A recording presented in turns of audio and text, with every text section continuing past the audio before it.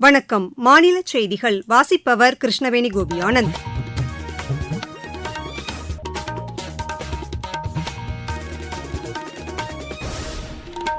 தலைப்புச் செய்திகள். ஜோர்டான் உடனான வர்த்தகம் அடுத்த 5 ஆண்டுகளுக்குள் $5 பில்லியன் அதிகரிக்கும் என்று பிரதமர் திரு நரேந்திரமோடி நம்பிக்கை தெரிவித்துள்ளார்.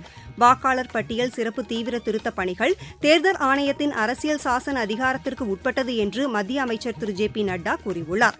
தமிழகத்தில் இன்னும் 3 மாதங்களில் கூடுதலாக 1000 மின் பேருந்துகள் இயக்கப்படும் என்று மாநில போக்குவரத்துத்துறை அமைச்சர் திரு சிவசங்கர் தெரிவித்துள்ளார். தமிழகம் மற்றும் புதுச்சேரியில் அடுத்த 2 நாட்களில் மிதமான மழை பெய்யக்கூடும் என்று வானிலை ஆய்வு மையம் கூறியுள்ளது. 19 வயதுக்கு உட்பட்டோருக்கான ஆசிய கோப்பை ஒருநாள் கிரிக்கெட் போட்டியில் இந்தியா அரையிறுதிக்கு முன்னேறியுள்ளது. இனி விரிவான செய்திகள். ஜோர்டானுடனான வர்த்தகம் அடுத்த 5 ஆண்டுகளுக்குள் $5 பில்லியன் அதிகரிக்கும் என்று பிரதமர் திரு நரேந்திரமோடி நம்பிக்கை தெரிவித்துள்ளார். ஜோர்டான் தலைநகர் அம்மானில் அந்நாட்டு அரசர் அப்துல்லாவுடன் இணைந்து இருநாட்டு வர்த்தக நிபுணர்களிடையே உரையாற்றிய அவர், இந்தியா உலகிலேயே 3வது பெரிய பொருளாதார நாடாக உருவெடுத்து வருவதாக கூறினார். இந்தியாவில் முதலீடு செய்ய ஜோர்டான் நிறுவனங்களுக்கு அழைப்பு விடுத்த பிரதமர், இரு நாடுகளும் இணைந்து பொருளாதார வாய்ப்புகளை பயன்படுத்த வேண்டும் என்று கேட்டுக் கொண்டார். தகவல் தொழில்நுட்பம், சுகாதாரம், வேளாண்மை, பொது கட்டமைப்பு, நிதித்துறை உள்ளிட்டவற்றில் இந்தியாவும் ஜோர்டானும் இணைந்து செயல்பட வேண்டும் என்றும் திரு நரேந்திரமோடி வலியுறுத்தினார். வாக்காளர் பட்டியல் சிறப்பு தீவிர திருத்தப் பணிகள் தேர்தல் ஆணையத்தின் அரசியல் சாசன அதிகாரத்திற்கு உட்பட்டது என்று மத்திய அமைச்சரும் மாநிலங்களவை முன்னவருமான திரு ஜே.பி. நட்டா தெரிவித்துள்ளார். இது தொடர்பான விவாதத்தில் இன்று உரையாற்றிய அவர், வாக்காளர் பட்டியலில் திருத்தங்களை மேற்கொண்டு சீர் செய்வது தேர்தல் ஆணையத்தின் கடமை என்று குறிப்பிட்டார். தேர்தல் ஆணையம், உச்சநீதிமன்றம் உள்ளிட்ட அரசியல் சாசன அமைப்புகள் நாட்டின் ஜனநாயகத்தின் தூண்களாக விளங்குவதாக திரு ஜே.பி. நட்டா கூறினார். முன்னதாக விவாதத்தில் கலந்து கொண்டு பேசிய தேசியவாத காங்கிரஸ் உறுப்பினர் திரு பிரஃபுல் பட்டேல், மின்னணு வாக்குப்பதிவு இயந்திரம் மிகவும் பாதுகாப்பானது என்றும் அதில் முறைகேடு செய்ய இயலாது என்பது நிரூபிக்கப்பட்டுள்ளதாகவும் குறிப்பிட்டார். திரிணாமுல் காங்கிரஸ் உறுப்பினர் திரு டெரிக் ஓ'-பிரையன் பேசும்போது, வாக்காளர் சிறப்பு தீவிர திருத்தப் பணிகள் மக்களை திசை திருப்பும் நோக்கில் மேற்கொள்ளப்படுவதாக தெரிவித்தார். விவாதத்தின் நிறைவாக பேசிய மாநிலங்களவை முன்னவர் திரு ஜே.பி. நட்டா, வாக்காளர் பட்டியல் சிறப்பு தீவிர திருத்தப் பணிகளுக்கு எதிராக காங்கிரஸ் கட்சி பீகார் மாநிலத்தில் மேற்கொண்ட பிரச்சாரத்தை மக்கள் ஏற்கவில்லை என்பது நிரூபிக்கப்பட்டுள்ளதாக கூறினார். திரு ஜே.பி. நட்டாவின் உரைக்குப் பிறகு தேர்தல் சீர்திருத்தம் தொடர்பான விவாதம் முடிவுற்றது. பிரதமரின் விவசாயிகள் வருவாய் ஆதரவு திட்டத்தின் கீழ் இதுவரை 21 தவணைகளில் 4,09,000 கோடி ரூபாய் விநியோகிக்கப்பட்டுள்ளதாக மத்திய வேளாண் துறை அமைச்சர் திரு சிவராஜ் சிங் சௌஹான் தெரிவித்துள்ளார். மக்களவையில் கேள்வி நேரத்தின்போது இதனை தெரிவித்த அவர், இந்த திட்டம் வாயிலாக ஏராளமான விவசாய குடும்பங்கள் பயன்பெற்று வருவதாக கூறினார். மாநிலங்களின் அடிப்படையில் இத்திட்டத்திற்கான விவசாயிகளை தெரிவு செய்வதும் நிதி ஒதுக்கீடு செய்வதும் இல்லை என்று அவர் தெரிவித்தார். தகுதியுள்ள விவசாயிகளுக்கு இத்திட்டத்தின் பயன்கள் கிடைக்கப்பெற வேண்டும் என்ற நோக்கில் விவசாயிகளின் நில மற்றும் ஆதார் விவரங்கள் சேகரிக்கப்படுவதாகவும் அவர் கூறினார். இதுவரை 1,32,00,000 மேற்பட்ட விவசாயிகள் இத்திட்டத்தில் பதிவு செய்துள்ளதாகவும் 1,16,00,000 மேற்பட்ட விவசாயிகளுக்கு இத்திட்டத்தின் பயன்கள் முழுமையாக சென்றடைந்துள்ளதாகவும் திரு சிவராஜ் சிங் சௌஹான் தெரிவித்தார். நாடு முழுவதும் புதிய தொழில் தொடங்குவோர் எண்ணிக்கை அதிகரித்துள்ளதாக மத்திய வர்த்தக மற்றும் தொழில்துறை இணையமைச்சர் திரு ஜிதின் பிரசாதா கூறியுள்ளார். மக்களவையில் எழுத்து மூலம் அளித்த பதிலில் இதனை தெரிவித்த அவர், இந்த ஆண்டு அக்டோபர் மாதம் 31ஆம் தேதி வரை 1,97,692 நிறுவனங்கள் பதிவு செய்துள்ளதாக குறிப்பிட்டுள்ளார். புதிய தொழில் தொடங்கிய நிறுவனங்கள் நிதி நெருக்கடி காரணமாக மூடப்பட்டதாக கூறிய அவர், மொத்தம் 6,385 நிறுவனங்கள் நஷ்டமடைந்ததாக அமைச்சர் தெரிவித்தார். வெறிநாய்க்கடியால் ஏற்படும் ராபிஸ் நோயை கட்டுப்படுத்துவதற்கான திட்டம் முழுவீச்சில் செயல்படுத்தப்பட்டு வருவதாக மத்திய சுகாதாரத்துறை இணையமைச்சர் திரு பிரதாப் ராவ் ஜாதவ் கூறியுள்ளார். மாநிலங்களவையில் எழுத்து மூலம் அளித்த பதிலில் இதனை தெரிவித்துள்ள அவர், 2030ஆம் ஆண்டுக்குள் வெறிநாய்க்கடி நோய்க்கு முழுமையான தீர்வு காணப்படும் என்று தெரிவித்துள்ளார். தமிழ்நாடு, ராஜஸ்தான், மேகாலயா, மிசோரம், நாகாலாந்து மாநிலங்கள் மற்றும் புதுச்சேரியில் இந்த திட்டம் முழு அளவில் செயல்படுத்தப்பட்டுள்ளதாக அவர் கூறினார். வெறிநாய்க்கடி மற்றும் பாம்புக்கடியால் பாதிக்கப்பட்டவர்கள் உதவி பெறுவதற்காக 1540 என்ற அவசர தொலைபேசி எண் குறிப்பிட்ட மாநிலங்களில் செயல்பாட்டுக்கு வந்துள்ளதாகவும் அமைச்சர் தெரிவித்தார். நீங்கள் கேட்டுக்கொண்டிருப்பது மாநில செய்தி அறிக்கை.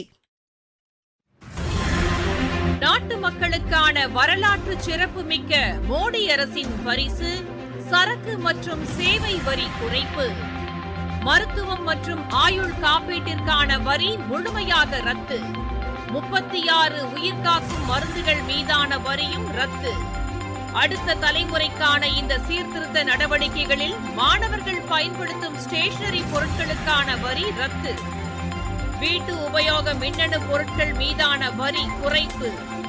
பால் பொருட்கள் மற்றும் பாத்திரங்கள் மீதான வரி 12%-இலிருந்து 5% குறைப்பு. வேளாண் இயந்திரங்களுக்கான வரியும் 5% குறைப்பு. வளர்ச்சியடைந்த இந்தியாவிற்கான பயணத்தில் மோடி அரசு தொடரும் சீர்திருத்த நடவடிக்கைகள்.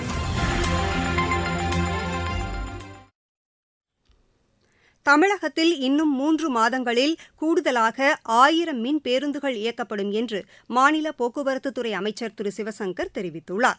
வேலூர் மாவட்டம் காட்பாடியில் தனியார் பல்கலைக்கழகத்தில் சர்வதேச நானோ தொழில்நுட்பங்கள் குறித்த மாநாட்டை தொடங்கி வைத்து பேசிய அவர் சென்னையில் 225 மின் பேருந்துகள் இயக்கப்படுவதாக தெரிவித்தார்.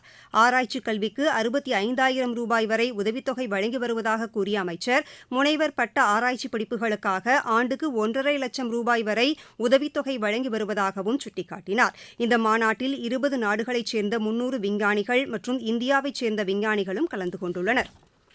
தமிழகத்தில் மாற்றுத்திறனாளிகளுக்கு தேவைப்படும் உதவிகள் குறித்து கணக்கெடுக்கும் பணி நடைபெற்று வருவதாக மாநில சமூக நலத்துறை அமைச்சர் திருமதி கீதா ஜீவன் தெரிவித்துள்ளார். தூத்துக்குடியில் உலக மாற்றுத்திறனாளிகள் தினத்தையொட்டி 206 மாற்றுத்திறனாளிகளுக்கு 53 லட்சம் ரூபாய் மதிப்பிலான நலத்திட்ட உதவிகளை வழங்கி அவர் பேசினார். மாற்றுத்திறனாளிகளின் நலனுக்காக 1852 கோடி ரூபாயை மாநில அரசு ஒதுக்கீடு செய்துள்ளதாக திருமதி கீதா ஜீவன் கூறினார். இலங்கை நீதிமன்றத்தால் விடுவிக்கப்பட்ட 13 தமிழக மீனவர்கள் இன்று சென்னை வந்து சேர்ந்தனர். கடந்த மாதம் 9ஆம் தேதி கைது செய்யப்பட்ட இந்த மீனவர்கள் நீதிமன்றத்தில் ஆஜர்படுத்தப்பட்டனர். அவர்களை விடுவிப்பதற்கான முயற்சிகள் அங்குள்ள தூதரகம் மூலம் மேற்கொள்ளப்பட்டது. சென்னை வந்து சேர்ந்த மீனவர்களை அவர்களின் சொந்த ஊருக்கு அனுப்பும் பணியை மாநில மீன்வளத்துறை மேற்கொண்டுள்ளது. தமிழகத்திலும் புதுச்சேரியிலும் அடுத்த 2 நாட்களுக்கு மிதமான மழைக்கு வாய்ப்புள்ளதாக சென்னை வானிலை ஆய்வு மைய இயக்குநர் திரு செந்தாமரை கண்ணன் தெரிவித்துள்ளார். திருநெல்வேலி, தென்காசி மாவட்டங்களின் மலைப்பகுதிகளில் அடுத்த 24 மணி நேரத்தில் கனமழை பெய்யக்கூடும் என்றும் அவர் கூறினார். தமிழகம், புதுவை மற்றும் காரைக்கால் பகுதிகளில் அடுத்த 2 நாட்களுக்கு ஒரு சில இடங்களில் லேசானது முதல் மிதமான வரை மழைக்கு வாய்ப்புள்ளது. கனமழையை பொறுத்தவரை அடுத்த 24 மணி நேரத்திற்கு திருநெல்வேலி மற்றும் தென்காசி மாவட்ட மலைப்பகுதிகளில் ஓரிரு இடங்களில் கனமழைக்கு வாய்ப்புள்ளது. சென்னை மற்றும் புறநகர் பகுதிகளில் அடுத்த 24 மணி நேரத்திற்கு வானம் பொதுவாக மேகமூட்டத்துடன் காணப்படும். நகரின் ஒரு சில பகுதிகளில் இடி மின்னலுடன் கூடிய லேசானது முதல் மிதமான வரை மழைக்கு வாய்ப்புள்ளது. மீனவர்களுக்கான எச்சரிக்கையை பொறுத்தவரை அடுத்து வரும் 4 நாட்களுக்கு தென் தமிழக கடலோர பகுதிகள், மன்னார் வளைகுடா பகுதிகள் மற்றும் குமரி கடல் பகுதிகளில் சூறாவளி காற்று வீச வாய்ப்புள்ளது. மாவட்டச் செய்திகள். தஞ்சாவூர் மாவட்டத்தில் 2,21 லட்சம் ரூபாய் மதிப்பில் கட்டப்பட்டுள்ள அரசு துறை சார்ந்த புதிய கட்டிடங்களை மாநில அமைச்சர் திரு கோவி செழியன் இன்று திறந்து வைத்தார். திருவண்ணாமலை மாவட்டத்தை எய்ட்ஸ் இல்லாத மாவட்டமாக உருவாக்க போதிய விழிப்புணர்வை ஏற்படுத்த வேண்டும் என்று ஆட்சியர் திரு தர்பகராஜ் கேட்டுக் கொண்டுள்ளார். முல்லை பெரியாறு அணையிலிருந்து நாளை முதல் இம்மாதம் 31ஆம் தேதி வரை தண்ணீர் திறந்துவிடப்படும் என்று மாநில நீர்வளத்துறை தெரிவித்துள்ளது. தென்காசி மாவட்டம் சங்கரன் கோவிலில் உள்ள சங்கர நாராயண சுவாமி திருக்கோவில் மார்கழி மாத பிறப்பை முன்னிட்டு ஏராளமான பக்தர்கள் வழிபட்டனர். விளையாட்டுச் செய்திகள். 19 வயதுக்கு உட்பட்டோருக்கான ஆசிய கோப்பை ஒருநாள் கிரிக்கெட் போட்டியில் இந்தியா அரையிறுதிக்கு முன்னேறியுள்ளது. துபாயில் இன்று நடைபெற்ற கடைசி லீக் ஆட்டத்தில் இந்தியா 315 ரன் வித்தியாசத்தில் மலேசியாவை வென்றது. முன்னதாக முதலில் பேட் செய்த இந்தியா நிர்ணயிக்கப்பட்ட 50 ஓவரில் 7 விக்கெட் இழப்புக்கு 408 ரன் எடுத்தது. இந்தியாவின் அபிக்யான் குண்டு அபாரமாக ஆடி 209 ரன் எடுத்து ஆட்டமிழக்காமல் இருந்தார். 409 ரன் எடுத்தால் வெற்றி என்ற இலக்குடன் தொடர்ந்து களமிறங்கிய மலேசியா 32.1 ஓவரில் 93 ரன்னுக்கு ஆட்டமிழந்தது. இந்தியாவின் தீபேஷ் தேவேந்திரன் 5 விக்கெட்டுகளை வீழ்த்தினார். சேலம் பெரியார் பல்கலைக்கழக கல்லூரிகளுக்கு இடையே இன்று தொடங்கிய விளையாட்டுப் போட்டிகளில் 500க்கும் மேற்பட்ட விளையாட்டு வீரர்கள் கலந்து கொண்டுள்ளனர். மீண்டும் தலைப்புச் செய்திகள். ஜோர்டான் உடனான வர்த்தகம் அடுத்த 5 ஆண்டுகளுக்குள் $5 பில்லியன் அதிகரிக்கும் என்று பிரதமர் திரு நரேந்திர மோடி நம்பிக்கை தெரிவித்துள்ளார். வாக்காளர் பட்டியல் சிறப்பு தீவிர திருத்தப் பணிகள் தேர்தல் ஆணையத்தின் அரசியல் சாசன அதிகாரத்திற்கு உட்பட்டது என்று மத்திய அமைச்சர் திரு ஜே பி நட்டா கூறியுள்ளார். தமிழகத்தில் இன்னும் 3 மாதங்களில் கூடுதலாக 1000 மின் பேருந்துகள் இயக்கப்படும் என்று மாநில போக்குவரத்துத்துறை அமைச்சர் திரு சிவசங்கர் தெரிவித்துள்ளார். தமிழகம் மற்றும் புதுச்சேரியில் அடுத்த 2 நாட்களில் மிதமான மழை பெய்யக்கூடும் என்று என்று வானிலை ஆய்வு மையம் கூறியுள்ளது. 19 வயதுக்கு உட்பட்டோருக்கான ஆசிய கோப்பை ஒருநாள் கிரிக்கெட் போட்டியில் இந்தியா அரையிறுதிக்கு முன்னேறியுள்ளது. இத்துடன் இந்த செய்தியறிக்கை நிறைவடைந்தது.